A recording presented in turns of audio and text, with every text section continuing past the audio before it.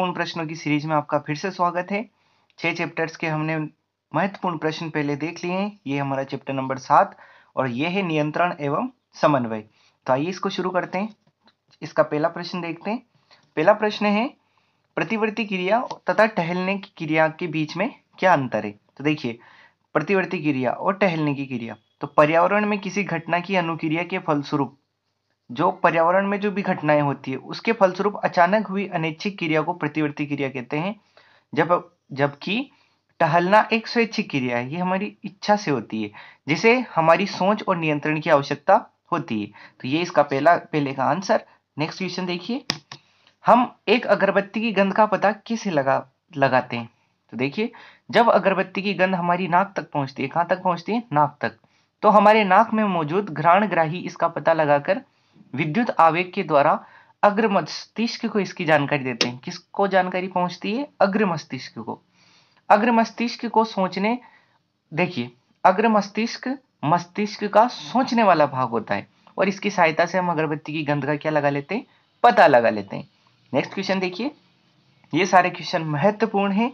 इससे पहले वाले अगर नहीं देखे तो जाकर देख लीजिए और चैनल पर नए हो तो सब्सक्राइब कर लीजिए। देखते हैं अगला क्वेश्चन। दो तंत्रिका कोशिकाओं के मध्य अंतर्ग्रथन यानी सिनेप्स में क्या होता है?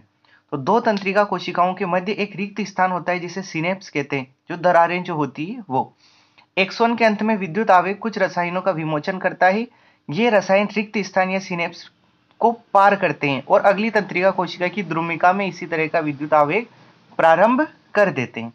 नेक्स्ट क्वेश्चन देखिए, मस्तिष्क का कौन सा भाग शरीर की स्थिति तथा संतुलन का अनुरक्षण करता है? तो स्थिति और संतुलन का कार्य कौन करता है? तो पश्च मस्तिष्क। पश्च मस्तिष्क में स्थित अनुमस्तिष्क द्वारा शरीर की स्थिति तथा संतुलन का क्या होता है? अनुरक्षण होता है। नेक्स्ट क्वेश्चन देखिए, कौन करता है? अनुमस्तिष्क। कहाँ होता है? पश्च मस्तिष्क में। हम एक अगरबत्ती की गंध का पता कैसे लगाते हैं? तो देखिए, ये वाला रिपीट हो गया क्वेश्चन। नेक्स्ट क्वेश्चन देखते हैं। प्रतिवर्ती क्रिया में मस्तिष्क की क्या भूमिका होती है?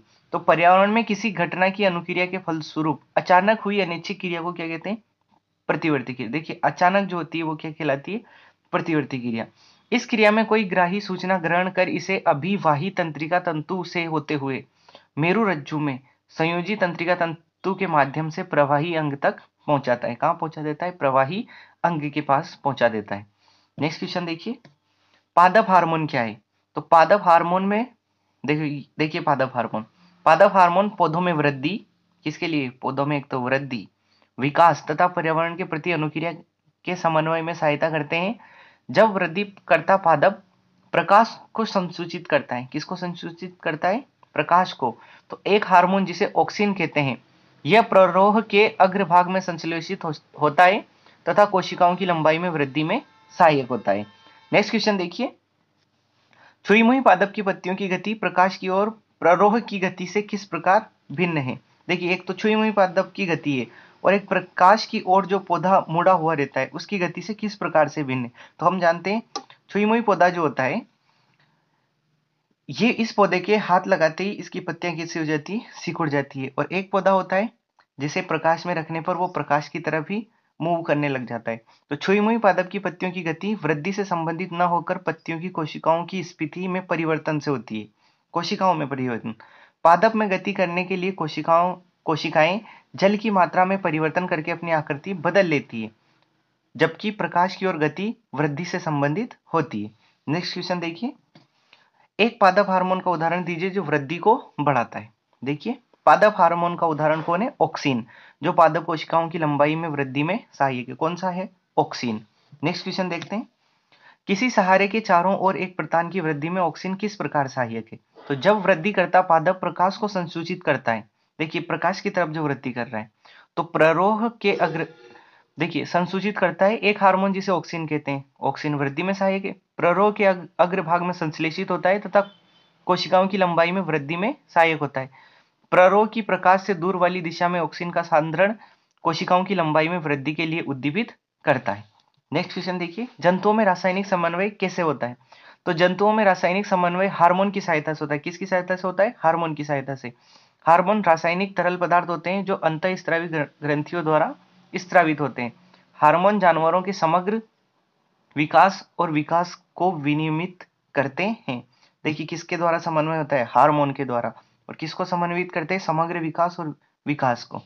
देखते हैं नेक्स्ट क्वेश्चन, आयोडीन युक्त नमक के उपयोग की सलाह क्यों दी जाती है? तो आउटो ग्रंथि को थायरोक्सिन हार्मोन बनाने के लिए किसकी आवश्यकता होती है, आयोडीन की। किसको होती है, आउटो ग्रंथि को। थायरोक्सिन कार्बोहाइड्रेट, प्रोटीन तथा वसा के उपापचय का हमारे शरीर में नियंत्रण करता है ताकि वृद्धि के लिए उत्कृष्ट संतुलन उपलब्ध कराया जा सके। देखिए संतुलन है ना। थायरोक्सिन के संश्लेषण के लिए आयोडीन अनिवार्य है। यदि हमारे आहार में आयोडीन की कमी है तो संभावना है कि ये गोइटर से संबंधित हो सकती है, यानी कि गोइटर या गलगंड रोग हमें हो सकता है। इसी कारण आयोडीन युक्त नमक के उपयोग की सलाह दी जाती है। नेक्स्ट क्वेश्चन देखिए, जब एड्रीनलिन रुधिर में स्रावित होती है तो हमारे शरीर में क्या अनुक्रिया होती है? तो एड्रीनलिन सीधा रुधिर में स्रावित हो जाता है और शरीर के विभिन्न भागों तक पहुंचा दिया जाता है। हृदय सहित यह लक्ष्य अंगों या विशिष्ट ऊतकों पर कार्य करता है। परिणाम स्वरूप हृदय की धड़कन बढ़ जाती है ताकि हमारी पेशियों को अधिक से अधिक ऑक्सीजन की आपूर्ति हो सके। ये किसका काम है, एड्रेनलिन का। देखिए आगे, मधुमेह के कुछ रोगियों की चिकित्सा इंसुलिन का इंजेक्शन देकर क्यों की जाती है? तो अग्नाशय से इंसुलिन हार्मोन की उचित मात्रा में स्रावित न होने के कारण। कहां से, अग्नाशय के उचित मात्रा में स्रावित न होने के कारण मधुमेह नामक बीमारी हो जाती है। कौन सी होती है, मधुमेह। ऐसे व्यक्ति के रुधिर में शर्करा का स्तर बढ़ जाता है। किसका, शर्करा का। इंसुलिन रुधिर में मौजूद अतिरिक्त शर्करा को ग्लाइकोजन में परिवर्तित कर देता है। इसलिए मधुमेह के कुछ रोगियों की चिकित्सा इंसुलिन का इंजेक्शन देकर की जाती है। किसका इंजेक्शन, जब शर्करा की मात्रा बढ़ जाती है तो किसका इंजेक्शन देते हैं, इंसुलिन का। देखिए नेक्स्ट क्वेश्चन, हमारे शरीर में ग्राही का क्या कार्य है? ऐसी स्थिति पर विचार कीजिए जहां ग्राही उचित प्रकार कार्य नहीं कर रहे हो। क्या समस्या, इससे क्या समस्याएं उत्पन्न हो सकती है? तो पर्यावरण से सभी सूचनाओं का पता कुछ तंत्रिका कोशिकाओं के विशिष्टीकृत सिरों द्वारा लगाया जाता है। सिरों के द्वारा लगाया जाता है। ये ग्राही हमारी ज्ञानेंद्रियों में स्थित होते हैं, जैसे आंतरिक कर्ण, नाक, जीवा आदि। इस संवेदी ग्राही स्वाद का पता लगाते हैं, सॉरी, रस संवेदी ग्राही किसका पता लगाते हैं, स्वाद का, जबकि घ्राण ग्राही गंध का पता लगाते हैं। जहां ग्राही उचित कार्य नहीं करते वहां सुनने, सूंघने तथा स्वाद संबंधी रस का पता नहीं चलता है। देखिए ये इससे समस्याएं हो सकती है। एक तंत्रिका कोशिका न्यूरॉन की संरचना बनाई है। तो ये जो संरचना बनी हुई है, उत्तर देखिए इसका, ये जो संरचना बनी हुई किसकी है, तंत्रिका कोशिका की है, न्यूरॉन की, जिसके बीच में केंद्रिका है और बाहर निकले हुए सिरे द्रुमिका। इसके ये जो केंद्रक के बाहर वाला जो भाग है ये कोशिकाएं, और इधर जो तंत्रिका का एक अंतिम सिरा है और बीच में तंत्रिकाक्ष मौजूद है। तो देखिए अब आगे, अनैच्छिक क्रियाएं तथा प्रतिवर्ती क्रियाएं एक दूसरे से किस प्रकार भिन्न है? तो देखिए इसका, अनैच्छिक क्रियाएं वे है जिस पर हमारे सोचने का कोई नियंत्रण नहीं होता है, हमारे शरीर का कोई कंट्रोल नहीं होता है, तथा ये अग्र तथा पश्चिम मस्तिष्क से नियंत्रित होती है। जबकि प्रतिवर्ती क्रियाएं किसी घटना की अनुक्रिया के फलस्वरूप अचानक हुई क्रिया को कहते हैं। जो अचानक होती है वो प्रतिवर्ती क्रिया। ये क्रियाएं मुख्यतः मेरु रज्जु द्वारा नियंत्रित होती है। किसके द्वारा होती है, मेरु रज्जु द्वारा नियंत्रित होती है। छुई मुई पादप में गति तथा हमारी टांग में होने वाली गति के तरीके में क्या अंतर है? तो देखिए छुई मुई पादप में क्या गति होती है। छुई मुई पादप में गति उद्दीपन यानी स्पर्श की प्रतिक्रिया है, जो एक अनैच्छिक क्रिया है। जिसमें कौन सी क्रिया है, ये अनैच्छिक क्रिया है। हमारी टांग में होने वाली गति ये कौन सी क्रिया है, स्वैच्छिक क्रिया है। आगे बढ़ते हैं नेक्स्ट क्वेश्चन,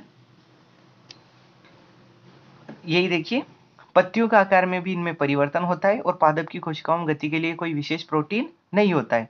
इधर देखिए, टांग की गति, हमारी टांगों के आकार में कोई परिवर्तन नहीं होता है। जंतु कोशिकाओं में गति के लिए विशेष प्रोटीन होता है जो कि मांसपेशियों के सिकुड़ने में सहायता करता है। और किसमें नहीं होता है, चुई मुई के पौधे में कोई प्रोटीन नहीं होता है। तो देखिए आगे, ये हमारे जो महत्वपूर्ण प्रश्न थे इस वाले चैप्टर के नियंत्रण एवं समन्वय के, ये कंप्लीट हो चुके हैं। इसके बाद नेक्स्ट चैप्टर जल्द अपलोड करेंगे। इससे पहले वाले अगर नहीं देखे तो वो जरूर देखें और इसके नोट्स जरूर रीड कर लें, क्योंकि वो महत्वपूर्ण प्रश्न जो इससे बनते थे वो सारे के सारे हमने नोट्स में अपलोड कर रखे हैं, उनको भी जरूर पढ़ें। मिलते हैं नेक्स्ट वीडियो में, और चैनल पर नए हो तो सब्सक्राइब कर लें।